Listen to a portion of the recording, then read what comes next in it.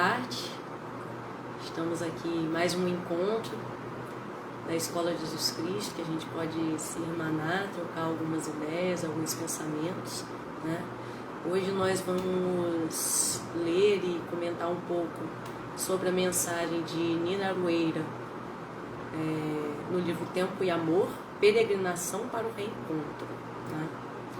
Então, iniciando nossos pensamentos, preparando os nossos pensamentos, a gente vai ler do Evangelho de João, capítulo 14, versículos 1 a 6. Vamos nós.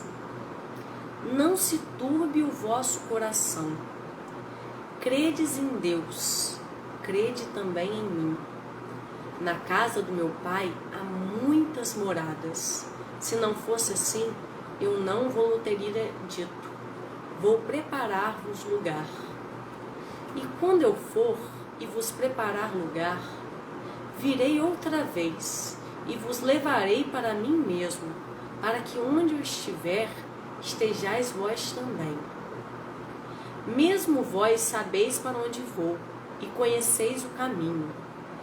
Disse-lhes Tomé: Senhor, nós não sabemos para onde vais, e como podemos saber o caminho? Disse-lhe Jesus: Eu sou o caminho, a verdade e a vida. Ninguém vem ao Pai senão por mim. Vamos orar.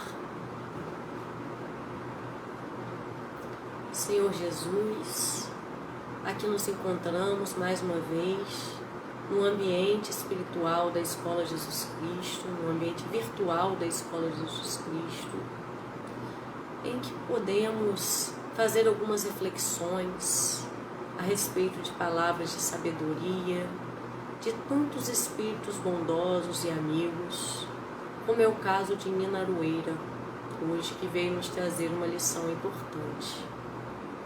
Que possamos, Senhor, através desses encontros, despertar cada vez mais nosso pensamento, nosso coração, para que possamos mudar as nossas atitudes, ser mais bondosos, caridosos, preocupados com o nosso próximo, desenvolver a empatia, a vontade de ajudar ao próximo, de transformar as coisas que não estão boas. Que possamos, Senhor, nos fortalecer, nos ajudar mutuamente, confiar em Ti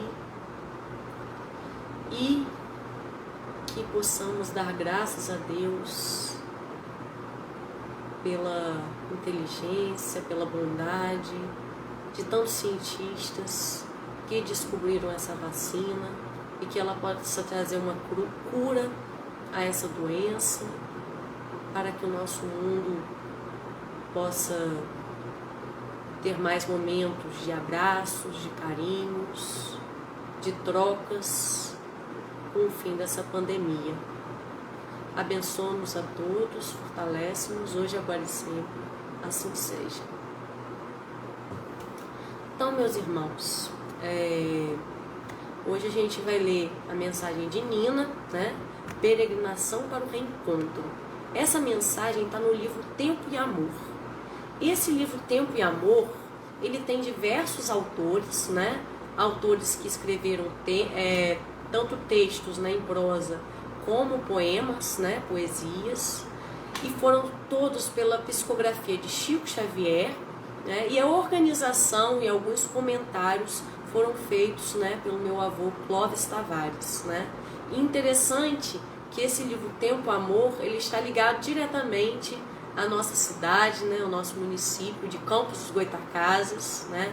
Eu vejo muitas pessoas que criticam e que reclamam, né, mas a gente deve amar o lugar, né, que a gente nasceu ou que nos abriga no momento, para quem não nasceu, mas está por aqui, né, e cuidar e tentar melhorar, né, na medida das nossas possibilidades, as coisas que não estão boas, né. Então, são poemas recebidos por Chico Xavier em Campos ou por autores de Campos, né, como é o caso de Nina Aroeira, né, que foi nascida, criada, né, e também desencarnou na cidade de Campos dos Goytacazes, né. Então, o título, né, é Peregrinação para o Reencontro, né? Então, quando a gente pensa em peregrinação, geralmente está associado a um caminho muito longo, né? Peregrinação é uma coisa mais demorada e costuma ter um propósito. E geralmente esse propósito é chegar a um lugar sagrado, a um lugar espiritual. Então está relacionado a um contexto religioso, né? Então tem vários lugares sagrados, como por exemplo Meca, para os muçulmanos, né? Existem peregrinações a Meca, assim como existem peregrinações a Jerusalém, né? Ou aos caminhos de Santiago, e quase todas as religiões têm esses caminhos sagrados, né? E aí a gente pensa que quando a gente está buscando um lugar sagrado, ao mesmo tempo, né, é um lugar sagrado do ponto de vista externo, né, a gente está caminhando em direção a algum lugar, mas ao mesmo tempo é uma busca interna também, né, pelo nosso sagrado, né, pelo sagrado, né, pelo divino que está dentro de nós, né, e esse caminhar, respirar, refletir, né, rumo a esse lugar sagrado que traz uma energia, uma renovação, também nos faz essa busca pelo lugar sagrado interior, né? E aí, essa peregrinação, né, que Nina Aroeira se refere, ela é rumo a um reencontro. E reencontro pressupõe que a gente já teve um encontro, né? E a gente se distanciou, se separou, né? E com quem ou com que será esse reencontro? Então, antes de ler a mensagem, né, Peregrinação para o Reencontro, eu queria falar rapidamente sobre a autora, né, a Nina Aroeira, né? Nina, né, como falei, nasceu em Campos, né, trabalhou a vida inteira, comércio, né, teve uma vida sacrificada, né? Ela, desde 14 anos, ela começou a escrever para a imprensa campista, né? Então ela escrevia, ela dava palestras, uma menina muito nova, muito à frente do seu tempo, né? Que já era feminista, né? Num tempo em que pouco se falava sobre isso, principalmente aqui no Brasil, principalmente numa cidade pequena como Campos, né? E ela, no liceu, ela encontrou com Clóvis Tavares, que é o fundador da nossa Escola Jesus Cristo, e juntos eles sonhavam por um mundo melhor, por um mundo mais justo, por um mundo que não houvesse pobreza, não houvesse desigualdades sociais, né? E eles estavam, né, naquele clima de lutar, de sonhar por esse mundo, né, de tentar fazer acontecer, quando ela adoece de uma doença muito grave, que é o tifo, e ela passa, né, ela é acolhida pelo vovô Virgílio. E com ele, ela conhece um pouco sobre a teosofia, né, ela estava lendo um livro sobre teosofia, Annie Besant, né, e também ela conhece o Cristo redivivo, né, porque o Cristo, que muitas vezes ela tinha acesso, né, através das religiões, muitas vezes frias, né, era o Cristo, né, o Cristo Filho de Deus, mas muito distante, né, de nós, né, o Cristo mais convencional, né, e ela, através do vovô Virgílio, ela conhece o Cristo humano, aquele que ama, aquele que acolhe, aquele que ensina, aquele que perdoa, aquele que abraça, né? O Cristo que ama os oprimidos, que ama os sofredores e que vem em busca dele, né? E não aquele Cristo que julga, que condena, né, que se coloca num patamar superior, não, o Cristo que se fez humano, né? E ele, Filho de Deus, se fez humano e nos tornou irmãos para que também pudéssemos ser também chamados filhos de Deus. Ele que era o Filho unigênito também nos tornou filhos de Deus. E ela passa a conhecer esse Deus, né, esse Jesus, né, que era o Jesus que ama a todos, né, principalmente aqueles que estão oprimidos, né. E aí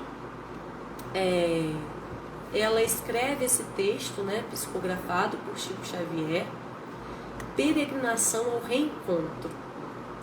Então vamos ler o texto. Realmente, ao alvorecer do novo dia, que é a reencarnação, começamos a jornada à maneira de pássaros felizes. A alegria e a confiança representam o nosso clima comum. E dentro da sublime inspiração da fraternidade, guardamos a ideia de que nossos sentimentos prosseguem no espírito de quantos nos partilham os propósitos renovadores. O júbilo canta em todas as manifestações emocionais e celebramos verbalmente o pacto luminoso do apoio recíproco na romagem da redenção. Então, muito interessante, porque Nina compara esse período da nossa jornada da Terra, né, da nossa encarnação, de cada encarnação, como se fosse um dia. E aí, nesse sentido, o início da encarnação, período da nossa primeira infância, né, da nossa infância, seria o alvorecer desse dia. E o alvorecer, né, o sol nasce, né, o sol começa a brilhar e geralmente nos traz uma sensação de felicidade, um frescor de um novo dia que se inicia para novas atividades, novas tarefas, novas tentativas, né? E se a gente for pensar na fase da infância, costuma ser, né, não para todas as crianças, né, mas para muitas crianças, é uma fase mais feliz, mais leve, mais espontânea, que a gente tem menos problemas, menos preocupações com contas, com preocupações materiais, enfim, preocupações de todas as sortes, que a gente tem menos medo, né? Então, em geral, a gente, quando pensa em criança, a gente pensa na alegria, né? E às vezes é tão fácil você tirar um sorriso, né, do rosto de uma criança, você faz uma brincadeira, se esconde e a criança sorri, né? E aqui ele fala não só da alegria, mas da confiança também. E aí a gente pensa numa criança, como que ela confia no seu pai, na sua mãe, ou no seu cuidador ou cuidadora, né? Como a criança tem aquela confiança, uma criança se entrega, né, absolutamente àquela pessoa, né? Infelizmente, isso não é o caso de todas as crianças. Algumas crianças têm as suas infâncias roubadas, né? Roubadas pela fome, roubada por tantas privações de toda espécie, por violências, né? Muitas crianças sofrendo todo tipo de violência, inclusive escravidão infantil, né? Ou prostituição infantil, estupro, quantos estupros de tantas crianças, especialmente meninas, mas também acontece com meninos, né? Mortes de entes queridos, né? Trabalhos forçados, privação da oportunidade de estudar, de ter uma saúde digna, né?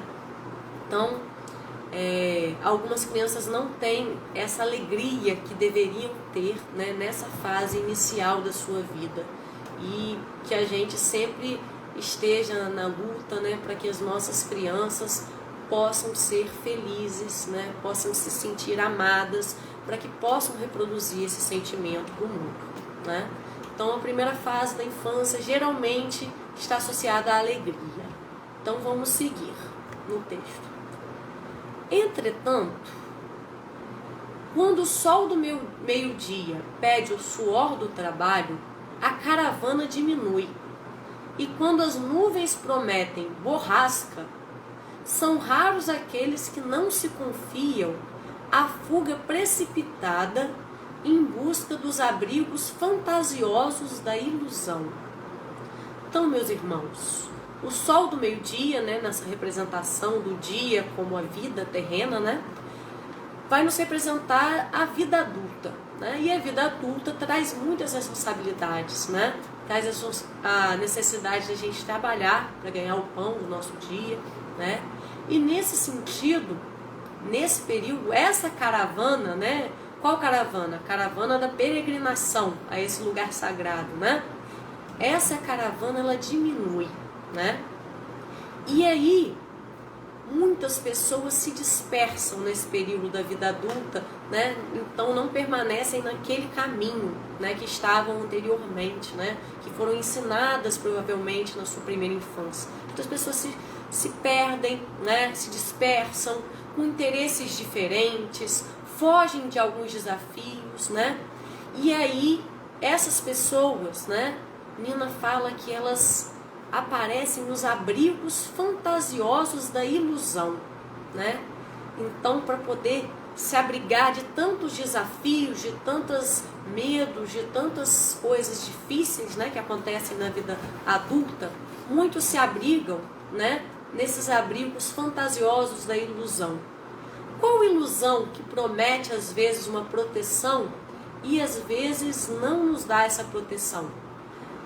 Geralmente essas proteções ilusórias, né, estão ligadas a um material, né, o dinheiro, né, dá uma ideia de proteção, posses, né, algum cargo, né, um emprego público, né, dá uma sensação de proteção, de estabilidade, né, poder, né, quem tem algum tipo de poder, poder ligado à questão política, né, poder econômico, né, como falamos, ou relacionamento que pode parecer super estável a princípio e depois pode se mostrar que não é tão estável assim, né? Então são coisas, né, que as pessoas usam para se sentir seguro, o próprio seguro, né? O que é um seguro de vida, né? Não protege a vida, né? Não vai proteger a vida, né? Pode render alguma coisa, né? Alguma segurança, entre aspas, né? Para o seu o descendente, aquele que receberá depois aquela quantia, né? Mas não existe nada que seja 100% seguro, né? Nem uma fortuna, né? Por exemplo, um bilionário como Stanley Shera, né? Que era um bilionário americano, amigo do Trump, ele morreu de Covid, né?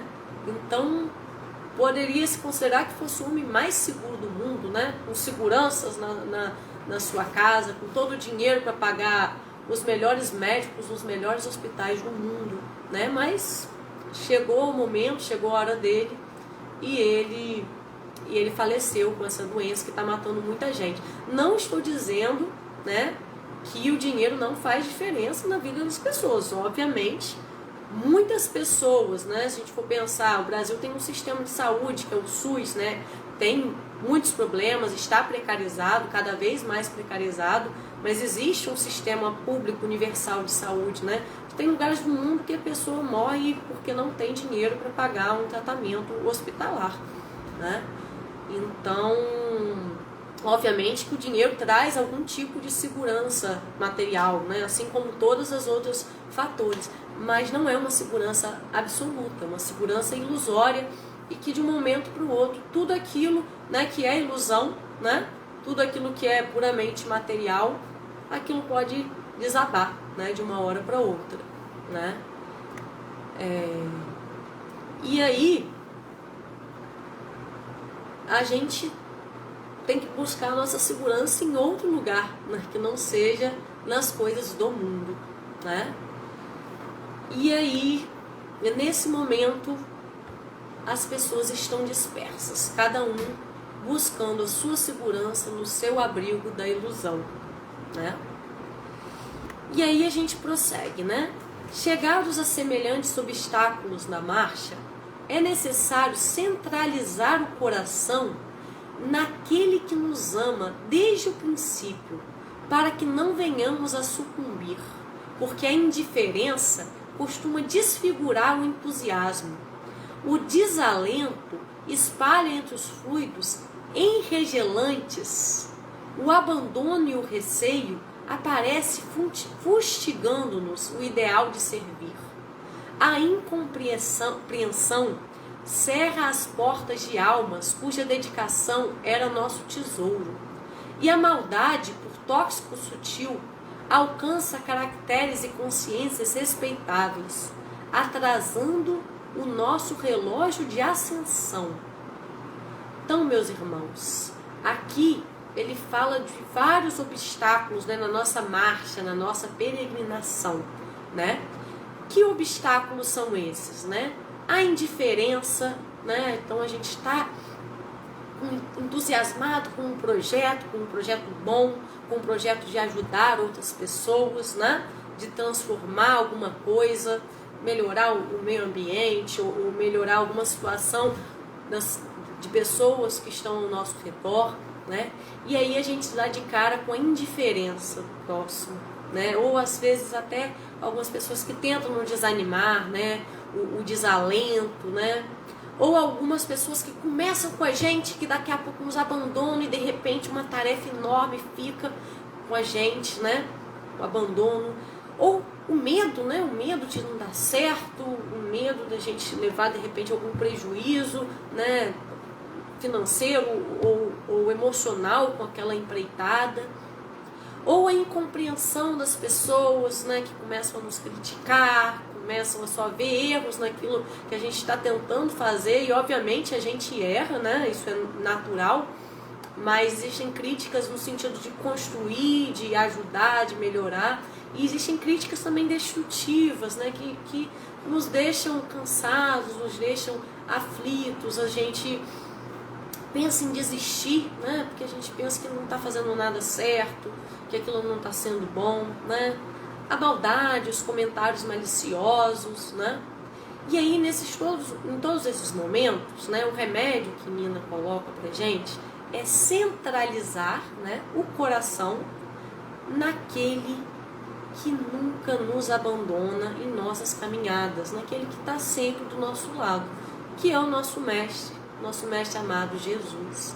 Então, se está todo mundo, né, uma confusão e a gente não sabe em quem se apoiar, né? Você está num grupo religioso, você tem problemas pessoais, né? Fofocas, intrigas. Você está num grupo, de repente, de um ativismo social, né?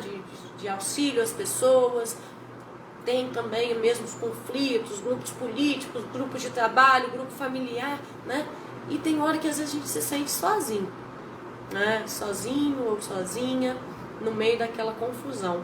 Mas aí a gente centraliza o nosso coração naquele que nunca nos abandona, que é o nosso Mestre Jesus, está sempre conosco, né? E aí, continuando, só o Cristo vivo, no imo do ser, pode fortalecer-nos em ocasião dessa espécie, de vez que é imprescindível perseverar até o fim. Então é um cuidado que a gente tem que ter, porque muitas vezes, quando a gente começa alguma tarefa, a gente sempre se inspira em alguém, a gente sempre observa alguém, tem alguma liderança à frente, né? E essa liderança, né, por exemplo, no grupo espírita, pode ser um pregador, pode ser um médium, pode ser um irmão, né, que está envolvido em muitos trabalhos e que tem uma liderança natural, né? Enfim, a gente pode encontrar, admirar muitas pessoas no nosso dia a dia, né? E se inspirar nelas para começar alguma tarefa, né? E às vezes o que acontece? A gente se decepciona com aquela pessoa, porque aquela pessoa é humana. E porque muitas vezes aquilo que nós depositamos nela foi responsabilidade nossa. Nós depositamos uma admiração, às vezes acima do que ela é capaz naquele momento. E tudo bem, ela não é perfeita, né? Talvez ela nunca nem tenha pedido, né, que ninguém achasse que ela era tudo isso que ela não é. E ela pode errar, aquela pessoa pode errar, né? E é natural. E às vezes, quando as pessoas se decepcionam, né? Por exemplo, né, recentemente teve um médium que psicografou uns textos, né, muito contraditórios, negacionistas, né, negando o avanço da ciência, quando o espiritismo é uma religião, né, que é progressista, né, que se coloca para avançar juntamente com os avanços da ciência. Então a gente teve, né, esse médium que, enfim, psicografou, né, ou animicamente escreveu, ou, enfim, não podemos julgar, né, de onde exatamente veio aquela mensagem, né, se foi uma psicografia falsa, né, ou se foi uma questão anímica, ou se, enfim. Mas aí algumas pessoas, né, que viram, né, aquela mensagem, né, contendo muitas inverdades, pensamentos assim que não são bacanas a gente ter, né, neste momento de pandemia, que a gente tem que acreditar no progresso da ciência, né, que está trabalhando tanto, né, para nos trazer essa vacina em tempo recorde, né? Então muitas pessoas podem olhar aquele médium, poxa, esse é o médium tal, considerado o maior médium brasileiro. Ai, Então o espiritismo é tudo bobagem, nada faz sentido, estou decepcionada. E é isso, porque a gente depositou a nossa esperança, a nossa confiança numa pessoa falha. Uma pessoa falha, ele tem seus acertos, né? Tem algumas obras importantes, né? A gente não tem como negar, obras materiais, né? Adotou trabalhos sociais com muitas crianças, né? E tem seus erros também. Enfim, a questão não é julgar esse médium, é que a gente não pode depositar a nossa esperança em pessoas que erram, né? A gente não pode colocar ninguém num pedestal, né? Então a gente tem que centralizar nossas esperanças, né, no Cristo, né, que ele nunca nos decepciona, né? E a gente caminhar olhando para o Cristo, né? Porque ele é o caminho, a verdade e a vida. Não é o nosso companheiro que às vezes acerta e às vezes erra, né? É o Cristo, que é o nosso caminho, que é o nosso roteiro, né? A verdade e a vida, né? Então, seguindo o texto, a peregrinação para o encontro do amigo divino não pode ser diferente. Muitos chamados pela graça, poucos os que se elegem pelo esforço. Muitos que prometem obras mil, e raros os que cogitam da purificação de si mesmos, para que o apostolado do Senhor não seja esquecido. Então aqui Nina, né, deixa bem claro que essa peregrinação é para reencontrar o Mestre. Então já tivemos oportunidade de estar com ele, nos desviamos do caminho, né, assim como o filho pródigo, e precisamos reencontrar o Mestre. Muito interessante, né? Que é uma peregrinação não para o encontro, mas para o reencontro. Então a gente já teve essa possibilidade de estar ao lado do Mestre e nos desviamos, e permanecemos nos desviando e voltamos e nos desviamos, né? A nossa caminhada é muito mais tortuosa do que a do filho pródigo, que foi e quando voltou, né? Chegou. A gente cai, levanta e cai de novo, né? Mas a gente avança, né? Nesse caminho tortuoso, né? E aqui Nina fala que muitos são chamados pela graça de Deus, né? Eu acredito que todos, né, em algum momento são chamados pela graça de Deus. E realmente é pela graça, né? Porque nós não merecemos, né? Porém, muito poucos são aqueles que se esforçam, né, para caminhar. E aí, né, quando Jesus fala que muitos são chamados e poucos os escolhidos, né, muitas pessoas interpretam como uma escolha aleatória, né, ou uma predestinação, né, são poucos os escolhidos, né, aqueles que são privilegiados e que Deus escolhe, né? Mas essa escolha, né, não é uma escolha aleatória, né? Na verdade, nós conseguimos, né, ser escolhidos, né, no caso, nós conseguimos atingir o caminho de fato quando a gente se esforça individualmente na nossa caminhada. Não? Então existe a graça de Deus e existe também o nosso esforço de chegar até onde Deus chama, nos oferece dons, nos oferece possibilidades, nos oferece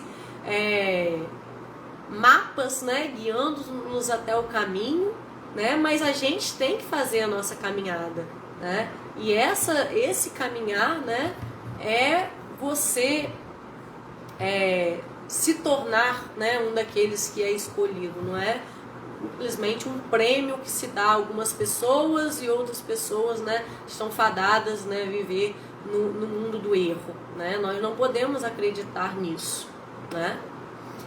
E aí, aqui também fala que muitos prometem, né, mas poucos se edificam, né? E quando a gente pensa em promessa, né, a gente pensa em tantos, né, que falam, dizem Senhor, Senhor, tantos que leem a Bíblia e outros textos avidamente, tantos que frequentam religiosamente os templos das igrejas, os templos espíritas, budistas, né? Tantos que cumprem tantos rituais, né? Cada religião tem os seus rituais, né? O terço, ou os mantras, enfim. E tudo isso, né? Não basta se a gente não se purificar, né? E como que a gente se purifica? Jejuando? Jejuar é muito bom, ajuda o corpo, ajuda a mente, né? E é bom ajudar a mente, né? Pra gente compreender melhor as coisas e se transformar. Mas ainda jejuar ainda está num campo do corpo material, do corpo mental, do corpo emocional, né? É uma coisa positiva, né? Mas a nossa purificação, né, seria o jejum do pecado, né? É o verdadeiro jejum, né? E esse jejum do pecado, né, na verdade, ele se dá quando a gente aprende a amar ao próximo, né? Então, não existe nada que purifique tanto quanto o amor. Não estou dizendo que as outras coisas não são caminhos para a purificação, uma boa leitura, frequentar um grupo, assistir às palestras, ter algumas disciplinas, ou mantos, ou terços, ou ritos, ou água fluidificada, ou jejum. Todas essas coisas são importantes para o nosso processo de purificação, para o nosso processo de autoconhecimento, mas sem o amor, né, eu nada teria. Então a gente precisa nos purificar através do amor, através do exercício do amor, do exercício da prática da caridade, né? Eu acredito muito que o amor se alcança através do exercício da empatia, de se colocar no lugar do próximo, né? Então, continuando. O preço da luz, porém, é a morte da treva. E para que a sombra desapareça, devemos combater ainda com todas as forças do espírito. Vale, todavia, o sacrifício, porque só aquele que amealha energias no centro do coração para superar as próprias fraquezas consegue a coroa luminosa dos cimos. Então vamos nós. O preço da luz é a morte da treva. Muito interessante isso. Qual treva nós devemos destruir? A treva do mundo, as trevas exteriores, ou a treva interior, né? Eu entendo que as duas, né, são paralelas, né? Porque a treva interior, ela se externaliza, assim como a treva exterior, ela também nos contagia, né? Então, às vezes, é muito difícil separar. A gente está num mundo, né, que tem uma sinergia, né? Os nossos sentimentos, nossos pensamentos, nossas energias estão fluindo, né? Então, quando a gente modifica um pouquinho a gente modifica também o mundo. Quando a gente modifica também o mundo, a gente modifica a gente e outras pessoas, né? Então, as coisas são bem dialéticas, né? Então, como treva interior, né, que a gente tem que deixar morrer, né? O nosso egoísmo, né, o nosso orgulho, a nossa soberba de nos acharmos melhores do que os outros, porque somos religiosos, porque fazemos isso ou fazemos aquilo, ou porque não bebemos, ou porque não fumamos, ou porque não nos drogamos, então nós somos superiores do que aqueles que fazem tudo aquilo, né? Como aquele fariseu, eu não sou que nem aquele publicano ali, né? Eu dou graças por ser melhor. Então, quantas vezes a gente tem essa soberba? É uma treva interna, né? É uma armadilha, né? do orgulho, né? A inveja, né? A maldade, a prepotência, o ódio. Então, tudo isso são trevas internas, né? E a gente também tem que tentar eliminar, né? À medida das nossas possibilidades, as trevas externas, né? Como a fome é uma grande treva externa, né? O preconceito, todo tipo de preconceito, né? O racismo, a LGBTfobia, né? A gordofobia, o machismo, né? que gera tantas mortes de mulheres, feminicídio, né? Então são muitas trevas, as injustiças sociais, né? Muitas trevas externas que a gente tem que ir combatendo, né? Na medida das nossas possibilidades, em nossos círculos, nos espaços que a gente puder alcançar, né? E aí, engraçado que aqui ele fala que o preço da luz é a morte da treva. Ou seja, é preciso fazer com que a treva morra, né? A gente precisa combater as nossas trevas para que a gente possa deixar a luz brilhar, né? Mas, por outro lado, é a própria luz que elimina as trevas. Então, mais uma vez, é dialético, né? Assim como a gente precisa combater as trevas para que a luz tenha esse espaço para ela brilhar, é importante que a luz brilhe, e a luz, né, vem de Deus, né? Nós apenas, muitas vezes, refletimos essa luz, algumas vezes refletimos, nem sempre, né? Mas aí a gente precisa dessa luz para eliminar as trevas. Então, são coisas que acontecem ao mesmo tempo. A gente vai, ao mesmo tempo que a gente vai combatendo o egoísmo, a gente vai desenvolvendo o amor, a gente vai combatendo o orgulho, a gente vai tentando ser mais humilde, né? A gente usa a luz para apagar as trevas, né? E apaga as trevas para poder deixar fluir a luz, né? Então é muito interessante essa visão. E aí, aqui ele fala que a gente precisa superar as nossas fraquezas, né? Os nossos pecados prediletos, né? Para que a gente possa alcançar os cimos, né? E aí os cimos, né, são os pontos mais altos. Então a gente pensa que a nossa caminhada, né, não é uma caminhada qualquer. A nossa peregrinação é uma peregrinação para o alto, que é uma peregrinação um pouco mais cansativa, né? A gente subir, né? Descer também é bem complicadinho. Descer, às vezes você está descendo a montanha, você tropeça, nossa, você cai, é bem perigoso descer, né? Mas diz que é mais fácil, né? Geralmente uma escada, por exemplo, é mais fácil descer do que subir, né? Mas também é mais perigoso.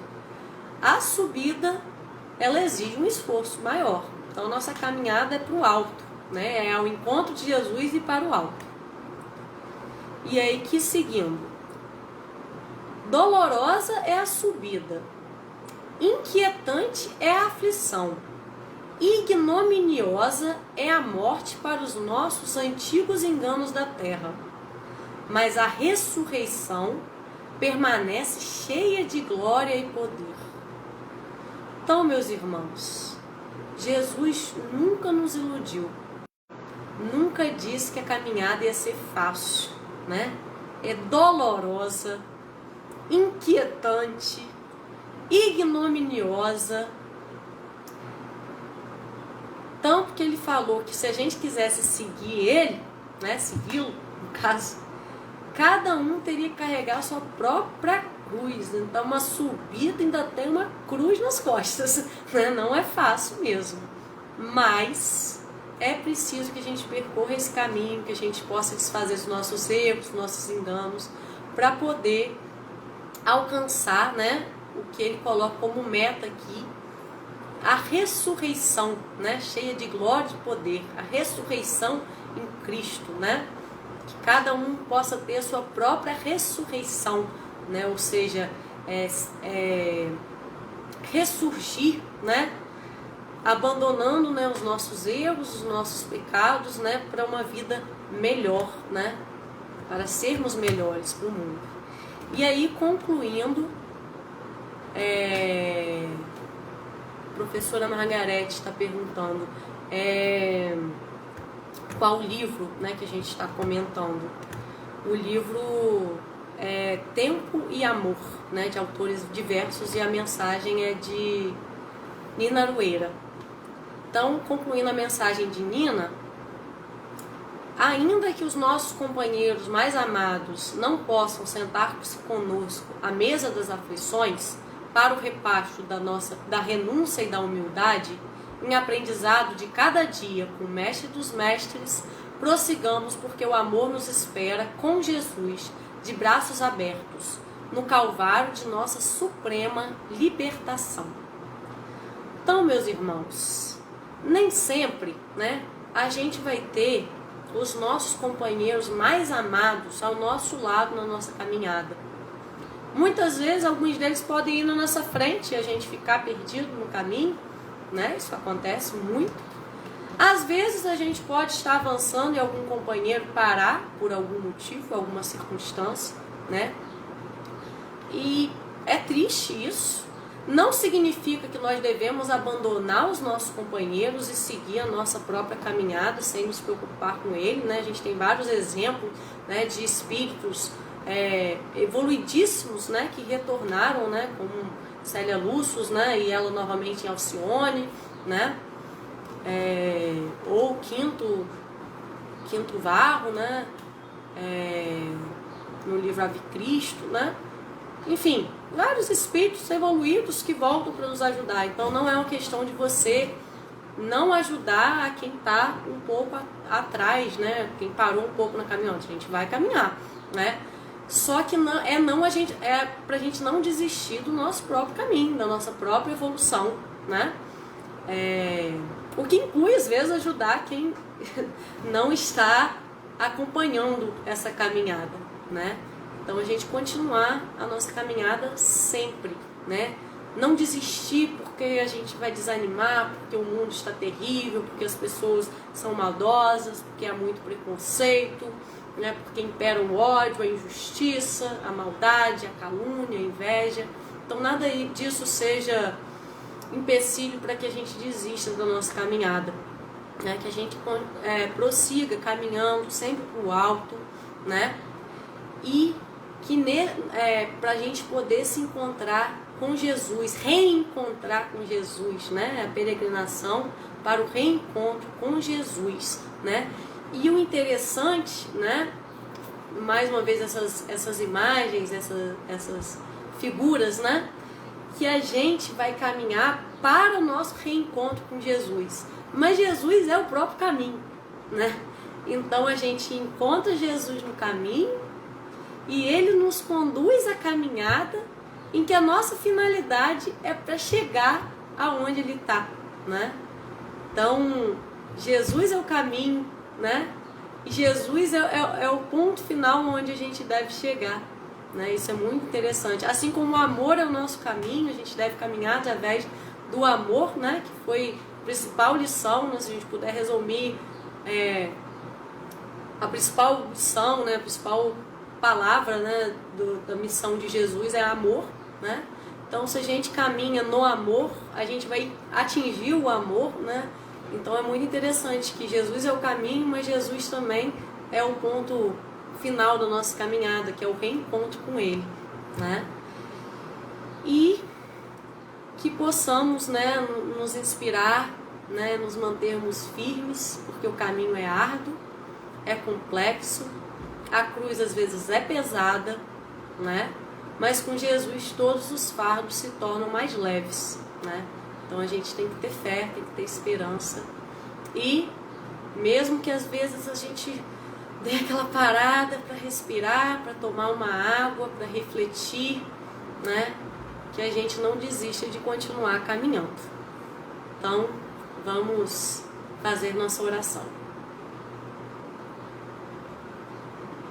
Senhor Jesus, agradecemos por essa lição da nossa querida Nina Aroeira, noiva espiritual de Clóvis Tavares, ela que fundou a Escola Jesus Cristo do plano espiritual e inspirou a fundação da Escola Jesus Cristo no plano terreno, que nos reuniu a todos, que nos reúne a todos num ambiente de amor, de harmonia. Que possamos, Senhor, ser inspirados por esse texto, a caminhar, a fazer nossa peregrinação, em que muitas vezes estaremos em grupos, algumas vezes estaremos solitários, mas nunca completamente sozinhos, porque o Senhor estará sempre conosco, nos animando, nos fortalecendo, nos guiando, pois Tu és o caminho, a verdade e a vida. Que possamos seguir este caminho rumo a Teu amor, rumo ao Pai, para que o Pai nos acolha, como fez ao filho pródigo. Que cada percalço da caminhada nos torne mais inteligentes, mais fortes, mais perspicazes, mas que não nos desanime. Nos abençoa, nos fortalece, nos inspira, hoje, agora e sempre, assim seja. Obrigada, gente. Boa tarde a todos.